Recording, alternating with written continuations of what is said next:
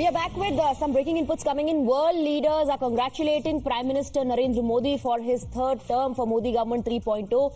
Neighbouring countries are congratulating Prime Minister for NDA's victory. We have Ankit joining us on the broadcast with all those reactions. Yes. Neighbouring countries and some distant friendly countries as well. Giorgia Meloni, Prime Minister of Italy, writes congratulations to Narendra Modi on the new electoral victory and my warmest wishes for good work. Certain that we will continue to work together to strengthen the friendship that unites Italy and India and consolidate cooperation on the various issues that bind us for the well-being of our nations and our people. And she shared a picture of them as well. Interestingly, the Maldives President Mohammad Muizzu says congratulations to Prime Minister Modi and the BJP and the BJP-led NDA on the success in the 2024 Indian general election for the third consecutive term. I look forward to working together to advance our shared interests in pursuit of shared prosperity and stability for our two countries. Sharing Tobgay of Bhutan, congratulations to my friend Prime Minister Modi ji and for NDA for the third consecutive historic mandate in the world's biggest elections. As he continues to lead Bharat to great heights, I look forward to working closely with him to further strengthen the relationship between our two countries.